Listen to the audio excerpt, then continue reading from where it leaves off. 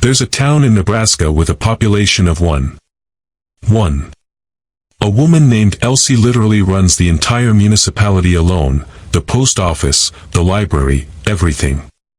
But here's what's wild: isolated towns in America aren't dying. They're transforming. And some people are moving to them on purpose. Let's explore the most isolated towns in America and why they're worth paying attention to. Let's start with the extreme. Monowai, Nebraska. Population, 1 resident, Elsie Eiler, 88 years old. This wasn't always the case. In 1930, 240 people lived here. Then the railroad passed it by. Young people left for bigger opportunities. One by one, the population fell. Fast forward to today, and Elsie's the last one standing. But here's what people get wrong about Monowai: it's not abandoned. Elsie still serves beer at the bar she operates. She keeps the streetlights on. The library is open. She owns the livestock, she maintains the land. She's not surviving, she's maintaining a life. That tells you something about isolated towns in America. The people who stay, they're not trapped. They choose it. The question everyone asks: what's the future for Monowai? Probably just her. But that's become almost a pilgrimage site now. People drive from 3 states over to experience what true isolation feels like. Now flip that script. Supai, Arizona, population around 600, and completely isolated.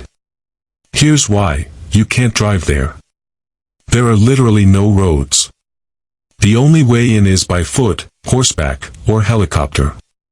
It's tucked into the Grand Canyon. The mail? Delivered by horse. Groceries? Hiked in. Internet? What internet? But Supai is thriving in ways most towns aren't. The Havasupai tribe has lived here for over 800 years. They're not isolated by accident, they chose it that way. And now, tourism to Havasu Falls has exploded. Remote workers. They're moving to Supai specifically because of the isolation. No distractions. No traffic. No chaos. Just clear blue water and canyon walls. The future outlook here is solid. The community is growing carefully. They're investing in sustainable infrastructure. Tourism revenue is climbing. This is an isolated town with momentum. Head to Nevada. Dolan Springs, population around 5,000, but it feels isolated. This desert town is 3 hours from Las Vegas, 2 hours from civilization. 10 years ago, nobody came here. Now, property values are climbing. Remote workers discovered it. Here's what makes Dolan Springs different: it's remote but accessible. You can get here by car. The land is insanely cheap, we're talking $50,000 for half an acre in some areas. Fresh water from wells. Big sky.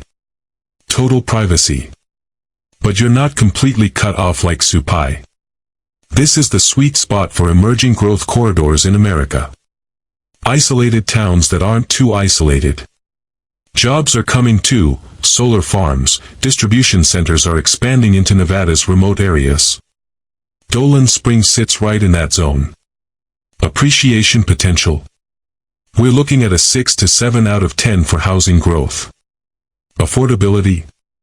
9 out of 10. This is strategic isolation, not accidental. Halsey, Nevada, and we're talking seriously isolated now. Population, officially 12 people, though locals say it's closer to 5 on a good day. You drive 40 miles in any direction and you won't see another town. The nearest grocery store. 90 minutes. Cell service. Spotty at best. This place is what real isolated towns in America look like. No tourism draw. No major employers. Just people who refuse to leave because they love emptiness. One guy named Don lives there year-round. He fixes cars. He's the closest thing Halsey has to an infrastructure guy. Sounds like a ghost town, right? But the real question, what does the future look like here, actually has an answer. Doomsday preppers have been buying land around Halsey. Small communities of homesteaders. They're attracted to the self-sufficiency. The space. The ability to live completely off-grid. It's not traditional growth, but it's something. The town that looked dead 5 years ago is quietly attracting people looking to opt out of normal America. Last one, and this pushes it to the extreme, Manly Hot Springs, Alaska. Population, 72 people. How do you get there? Drive 160 miles from the nearest real city on a winter road that's only passable half the year. Or fly. That's it. Winter temperatures drop to 60 below zero. Summer. 3 months of light. This is isolated towns in America at the absolute limit. The community lives off-grid, mostly. Subsistence hunting. Fishing. Solar power. They generate their own everything. But here's the thing nobody expects, Manly's actually growing. Climate change is opening up new possibilities in Alaska. Land that was frozen is becoming arable. Young families are moving there for the adventure, the freedom, the complete independence from the system. Tourism is picking up too, people want authentic, extreme isolation experiences. The future score for Manly? Population-wise, maybe a 4 out of 10. But economic resilience? That's climbing. Appreciation potential? 7 out of 10 because Alaska's remote real estate is becoming valuable for completely different reasons than it was 20 years ago. It's not about access. It's about escape. So here's what I noticed going through all these isolated towns in America. They're not disappearing. They're changing. The people who stay. They're choosing isolation. People moving to them.